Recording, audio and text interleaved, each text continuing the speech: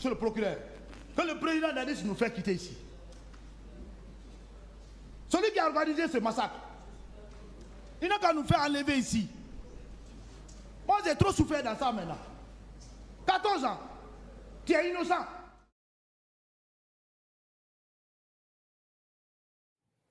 L'anarchie est partout quand la responsabilité n'est nulle part. Salut à tous, bienvenue sur Esprit de Justice, votre chaîne. Ici, nous parlons de droit. Nous mettons en exergue tous les aspects juridiques et judiciaires.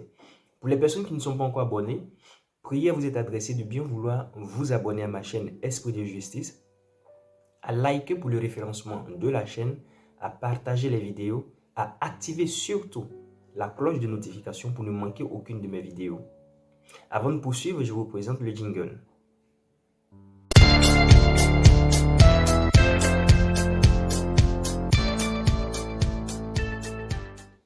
Je vous soumets rapidement une séquence.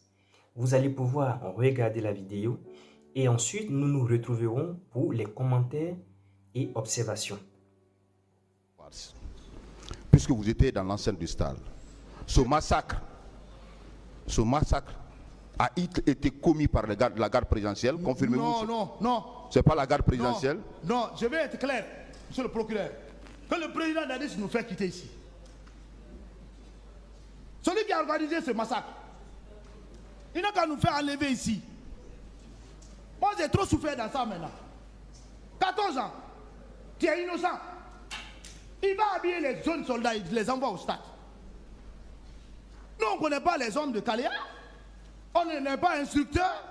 Il faut vivre avec quelqu'un. Si ton élève, dès que tu le vois, tu vas le connaître. Voilà, c'est Mamadouba, c'est Sekou, c'est Ali, c'est Fodé. Mais l'homme que tu n'as jamais vu, comment tu peux l'identifier? Et le même jour, 2 jours, ils sont plus avec vous. Alors, quels sont les signes qui vous ont fait croire que c'est les personnes que vous avez trouvées au camp, Bien, des soldats qui étaient au stade et qui ont commis ce massacre? parce que leur attitude, leur manière d'habillement, Comment ils étaient habillés? bon, il y avait des dames qui étaient bien habillées, bérets rouges. Vous savez, il y avait la pagaille. Il y avait la pagaille au mois de CNDD. Moi-même, j'ai signalé ça au commandant Toumba. J'ai dit, mais il y a trop de pagaille à la présidence ici. Si tu vois seulement quelqu'un, même il est gendarme, il porte béret rouge. Même un mécanicien qui vient là-bas, il est là de service, il a béret rouge. Vous voyez? Donc, leurs miliciens, on va parler comme ça, les soldats qu'ils ont déployés pour leur planification, ils les ont habillés de la même manière. Il y avait des hommes en celle-ci. Oui, parce que quand les gens parlent, il faut être fier de le parler. L'histoire là était, la mort c'est une seule fois. Chacun de nous va mourir. Tu peux rester en train de dormir, tu meurs. Moi j'ai perdu mon père, tous ceux qui sont là derrière moi, je suis en prison 14 ans. Ils sont tous morts. Moi aussi je suis un mortel, je vais mourir un jour. Mais que Dadis prend le courage. Il n'a qu'à prendre le courage de nous enlever devant le tribunal. Un chef d'État, militaire, tu ne peux pas assumer ce que tu as planifié. Tu veux mettre ça à la disposition de qui? C'est lui le planificateur. Celui qui connaît qui il a envoyé. 150 morts, monsieur le procureur. 150 morts. Un président de la République. Il dit qu'il ne connaît pas quelqu'un. D'autres questions? Alors, donc vous confirmez qu'il y avait des civils en dehors des militaires? Ça c'est clair. Il y avait des hommes qui arboraient les coris. On ne parle même pas. Vous connaissez auparavant Non, ces personnes? Non. Moi je suis quelqu'un, monsieur le procureur, s'il vous plaît. Je suis quelqu'un qui ne marche pas. Moi je suis un bureaucrate. Quand j'entends certains disent, ils n'ont qu'à demander le niveau de Marcel. Moi j'ai mon doctorat de vie. Ce qui est dans ma tête, même le président Dadis sait. Quand je suis devenu pour la première fois, mais oui, je ne parle pas. Je lis beaucoup. Mais je ne suis pas un promenadeur qui est là à Marseille, à divaguer dans les bars, dans les petits coins. Non! Alors, monsieur Marcel, Hier, vous avez dit avoir vu commandant Toumba au stade. Vous avez vu Begré. Vous À la avez vu, rentrée. à la rentrée. Oui. Vous avez vu Makambo. Oui. Vous avez vu colonel Kegoro. Tebro, lorsque je sortais, c'est à ce temps que je l'ai constaté avec le leader, M. Selidane Diallo, le président de l'UFDG. C'est lorsque j'ai constaté ça, c'est ça que ma rage est venue. La rage militaire. Il faut être courageux, hein? Sinon je ne pouvais pas affronter Tebro avec ses hommes. Moi, je n'ai pas peur. Est-ce que vous avez affronté Kegoro? Mais je l'ai affronté. Il a dit autre chose. Mais regardez, monsieur le procureur, vous avez vu, à la clinique Ambroise, Tebro n'arrive même pas à se situer. Parce qu'il sait, s'il touche Marcel... Je reviendrai sur la clinique.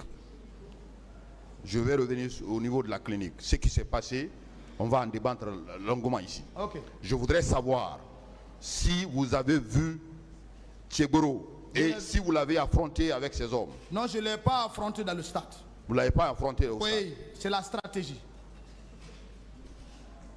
Alors, je voudrais savoir, puisque dans vos déclarations hier, vous avez dit que ce jour, vous avez pris votre véhicule pour poursuivre les autres jusqu'au niveau de la clinique Pasteur. Vous confirmez ces déclarations ce matin? Oui. Pour quel intérêt vous avez suivi? L'intérêt était, d'abord, l'état à laquelle ils ont malmené le président Selou, de les suivre. Donc vous avez compris que c'est... Oui, je connais Selou à la Non, télé. vous avez compris que le convoi, il y avait le président Selou dedans. Oui, oui, je l'ai vu. C'était le convoi de qui? C'est le colonel Tebro. Donc vous avez suivi ce convoi.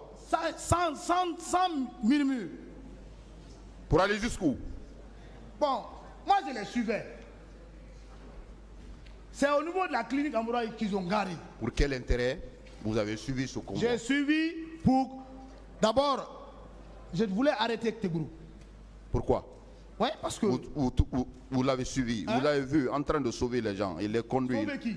Il a mis le leader dans le véhicule. Il n'a pas sauvé. Non, attendez. Je ne dis pas qu'il a sauvé. Mais vous avez constaté qu'il a mis le président d'Alain dans son véhicule, qui était à l'agonie, n'est-ce pas? Oui. Vous avez constaté cela? J'ai constaté d'abord la façon dont j'ai vu son attitude envers le président Zelou. J'ai compris que c'est pas comme ça qu'on Alors, pour sauve quel les gens. intérêt L'intérêt, vous avez suivi le convoi de Kegoro jusqu'à la clinique Pasteur? Pourquoi? c'était pour arrêter Zelou, le colonel Tebro. C'était pour l'arrêter? Oui. Et au niveau de la clinique, quand vous êtes venu, vous l'avez arrêté? Bien. Dès qu'il est descendu, dès qu'ils ont garé, moi, je suis descendu, il est descendu sur moi, je l'ai attaqué. J'ai dit, tu es en état d'agitation. Ce que vous êtes en train de faire, tu as mis Dadis en erreur. Vous avez gâté le pouvoir. J'ai dit, tu ne bouges pas. Ces éléments, il y a un qui a pris son arme. Moi, ce n'est pas l'arme qui me combat.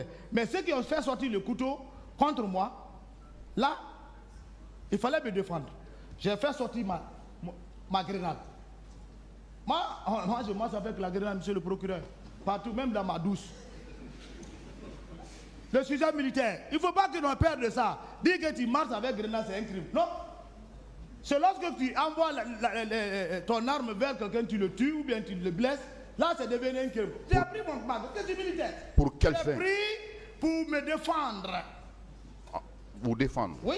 Arrêter quelqu'un, il faut faire sortir la grenade? Ah, mais si tu veux arrêter quelqu'un, ces hommes qui sont là braquent l'arme contre toi, d'autres prennent le couteau contre toi. Si tu te laisses là-bas, si on te tue, alors tu es responsable parce que tu as appris quand même à se battre. Est-ce que vous n'avez pas dit que vous allez faire exploser la... Jamais. Jamais. Ça a été dit, redit ici devant ce D'abord, il y a tribunal. un contradictoire entre le leader Baouri et celui qui est du colonel Tebro, si vous vous souvenez. Les paroles même ne sont même pas des mêmes. À la clinique Ambroise, il y a contradiction, je vous dis la vérité.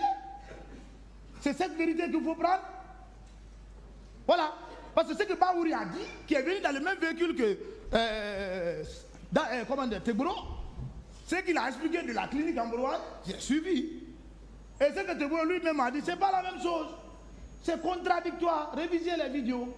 Alors, Teboro ne peut pas parler le nom de Marcel à la clinique. Parce qu'il sait pourquoi. S'il parle le nom de Marcel, Marcel va déclarer tout ce qui a été fait. Parce qu'il sait la manière dont je l'ai adressé. C'est Toumba qui a intervenu. Sans savoir. Marcel, il y a quoi? Quand il m'a vu la grenade, c'est à ce temps il est descendu. Ça veut dire qu'on est rentré au même. On n'est pas venu au même moment, mais on est au même temps, mais on est venu au même moment. Toumba n'était pas descendu de sa voiture. Dès qu'il est descendu, Marcel, il y a quoi? C'est ça, les leaders là ont entendu le nom de Marcel. Marcel, il y a quoi? C'est quoi ça? Je l'ai dit. Si tu mets les leaders là ici, à la clinique, monsieur le procureur, je veux vous dire, je jure, si on mettait les leaders à la clinique Ambroise, là où nous sommes aujourd'hui là, on n'allait pas être là. Mais à mon avis, ils étaient protégés à la clinique. Par qui? Les leaders. Qui était là-bas comme homme de garde? Monsieur Marcel, vous ne posez pas de questions. Merci. Monsieur Marcel, vous savez que ces déclarations, selon lesquelles vous étiez animé de l'intention, le fait pour vous de faire sortir ces grenades, n'avait pour objectif que de menace d'exploser la clinique. Ça a été dit par colonel Teboro ici, ça a été dit également par commandant Toumba. Non. Toumba a dit devant ce tribunal, M. Toumba a dit devant ce tribunal, que vous avez fait sortir ces grenades, c'était pour exploser la clinique. Qu'est-ce que vous en dites? Cette déclaration le corrobore. Toumba a parlé pour lui. Teboro a parlé pour lui. Lucien Fall est venu, il a parlé pour lui. Les politiciens, Baouri est venu, il a parlé pour lui. Ça, c'est des paroles. Chacun a parlé de sa manière. Mais moi, ça converge, n'est-ce pas? Qui a reconnu, monsieur le procureur, s'il vous plaît, moi qui ai reconnu que c'est moi qui ai fait sortir la grenade. Prenez ma version. Non, on ne peut pas prendre. Non. Vous allez le prendre parce que c'est les paroles contradictoires de tous ceux qui ont vécu l'événement devant la clinique Ambroise. Tous ne sont pas des mêmes. Mais vous confirmez. Je ne suis pas un fou vous confirmez, pour exploser une clinique où mon père a fait au moins 2 mois. Alors, si vous n'avez pas fait la menace d'exploser la clinique, pourquoi commandant Toumba pouvait prendre ses patients? Je pense qu'à la clinique était mieux indiquée pour que ses leaders reçoivent les soins. D'abord, vous-même, vous avez dit hier que de la clinique, vous avez suivi encore le convoi jusqu'à la gendarmerie. Vous confirmez cette déclaration, non? Ben, bien sûr, mais Toumba, c'est mon chef. Alors, celui que je suis. S'il n'y avait pas de menace par vous, entre la clinique et la gendarmerie, quels étaient les lieux qui étaient appropriés pour que les leaders reçoivent les soins? Vous savez, on peut mettre quelqu'un à la clinique, mais si la personne n'est pas sécurisée à la clinique, ce n'est pas un hôpital. Voilà. Moi, j'ai l'expérience. Ce que j'ai vu, ce que Toumba n'a pas vu. J'ai dit à Toumba, tu laisses les gens là à la clinique, ils vont venir les faire du mal. Envoyez-les dans un lieu sûr. C'est ma phrase. Ce n'est pas été long et lui-même, il n'a même pas discuté. C'est pas ce que Toumba a dit. Oui, mais Toumba, c'est une personne. Toumba, n'est pas un ange. Toumba a déclaré que vous avez... C'est une personne comme ma personne. Il a déclaré que vous avez menacé d'exploser la clinique. Non, il s'est confondu. Parce que moi et Toumba, on ne s'assied pas pour parler du 28 septembre, comment on va faire, quand il faut dire ça. Non, nous sommes des personnes quand même mûres. Alors, vous l'avez suivi, n'est-ce pas, de la clinique jusqu'à la gendarmerie encore? Mais moi, je suis Toumba, c'est pas aujourd'hui. Pourquoi Moi, partout Toumba, je suis avec lui. Non, c'est pas dans ton compte. Vous n'êtes pas Mais sorti. c'est dans le contexte. C'est mon chef, c'est lui que je le connais. S'il bouge, je bouge. Vous êtes sortis ensemble? Même si on ne sort pas ensemble. Pourquoi vous l'avez suivi jusqu'à là? Mais c'est mon chef direct, c'est lui que je cherchais. Et que donc, si je l'ai vu, je le cherche. Je suis avec lui. C'est le seul qui peut me commander. De la gendarmerie, vous l'avez suivi encore pour... Mais on est rentré au camp. Ensemble? Bien sûr. Il a déclaré autre chose. Non, c'est ça, on est rentré. On est rentré au camp sans troupes. Monsieur Marcel, je voudrais savoir, également dans cette affaire, puisque vous avez repris la parole dans l'intention d'éclairer ce tribunal, de dire la vérité, Ouais. rien que la vérité. Ouais. Nous avons des zones d'ombre dans ce dossier. Ouais. Nous voulons que ces zones d'ombre-là soient très claires. Bien. Aujourd'hui, vous-même, Oui. hier vous avez fait la prière, Oui. implorer la grâce de Dieu Bien. pour que la vérité jaillisse dans cette affaire. Les disparus, pour que les parents soient à mesure de faire leur deuil. Vous étiez membre influent de la garde présidentielle. Nous voulons savoir, puisque vous êtes dans la logique de dire la vérité au peuple de Guinée, à ce tribunal, est-ce que vous avez connaissance des disparus? Où sont ces fosses communes? Où sont ces fosses communes? Nous voulons le savoir. C'est une question épineuse qui est soumise à ce tribunal. Où sont ces fosses communes? Maintenant, je vais vous aider. Où sont ces corps?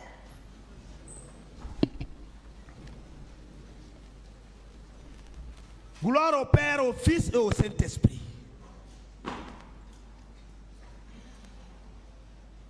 Vous-même, vous êtes des professionnels. Vous avez les procès-verbaux devant vous.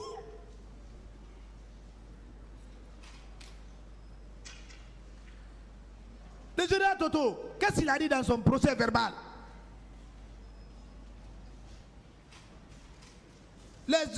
L'autorité militaire qui était au camp Samori, le général Théa, qu'est-ce qu'il a dit dans son procès verbal concernant les corps? Et même ils ont vu des camions ou bien un camion au camp Samori. Vous vous retardez pourquoi? Qui rend compte au ministre de la Défense? Qui rend compte au président de la République? Mais le général Théa est là, il n'est pas mort. Il peut vous indiquer là où il est. Le président de la République est au courant. Mais moi, Marcel, pour vous dire que j'ai vu de corps, il ne peut pas nous associer à ça. Je suis un chrétien. La Bible nous dit de ne pas jurer. Ton oui doit sortir oui. Le président a dit c'est quoi? Il n'a qu'à nous faire quitter ici. Si son chef d'état-major, d'alors, a reconnu qu'il y a eu des corps substitués qui sont partis au camp Samori, alors où on est? Qu'est-ce que vous cherchez, monsieur le procureur? Oh, nous cherchons. La preuve est là. Nous cherchons où sont les corps. Maintenant, Où a déclaré où sont dans son procès verbal. Nous cherchons où sont enfouis ces corps. Le président d'Addis. Personnellement, vous, Non, je ne sais pas. vous ne savez pas? Si je savais, sur tout mon être, j'allais vous dire ça aujourd'hui. Parce que je suis dans le vrai sens de dire la vérité. Même moi, je suis choqué. Très choqué. Quand quelqu'un pleure devant toi, je n'ai pas vu mon père, je n'ai pas vu ma soeur, c'est tout le jeune qui est venu ici. Il a fait ça. J'ai pleuré dans les box des accusés. Le président a dit qu'il connaît. Et puis on ne peut pas mettre les corps là dans un lieu que le président ne connaît pas. Ils ont fait ça dans leur discrétion pour dissimuler les choses. Il ne peut pas associer un tel Marcel avec ça. Une autre question. Alors, vous avez parlé également de Claude Pivy ici à la barre hier. Vous avez dit que vous avez vu personnellement les biens qui provenaient des pillages. Vous le confirmez ce matin? Bah, mais ça c'est au vu de tout le Guinéen. Vous savez, moi je ne suis pas gendarme, mais je suis un fils d'un gendarme. Donc mon sang est gendarme militaire. Et est venu maintenant la formation. Quand tu vas arrêter quelqu'un, arrête-le. C'est pas ses biens.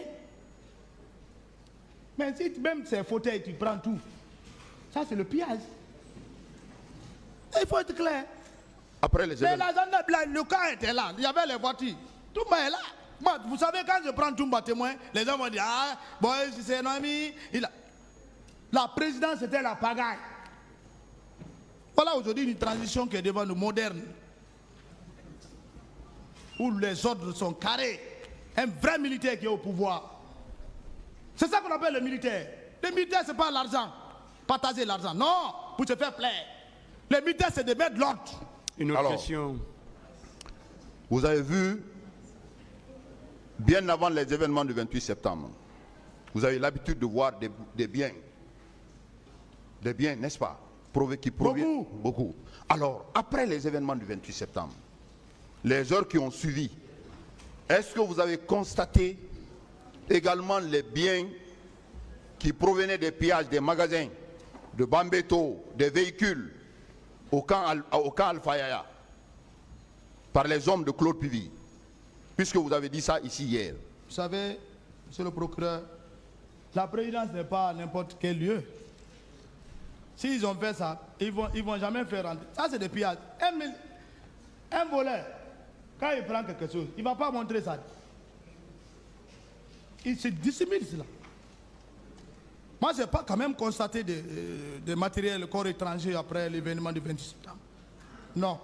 Là, il ne faut pas que je marche sur quelqu'un. Mais vous avez suivi les débats.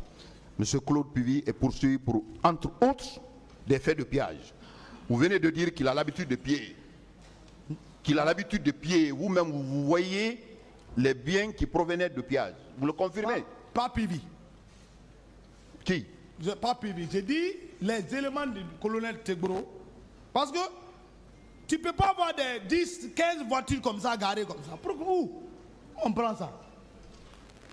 Ils sont garés devant leur bureau. Hein? Comment tu peux... Comment ça? Ça c'est... Il peut faire un mois, 2 mois, deuxième mois, tu vas voir un jour, 2 jours, tu ne vois plus. On vient, on prend. Ça disparaît.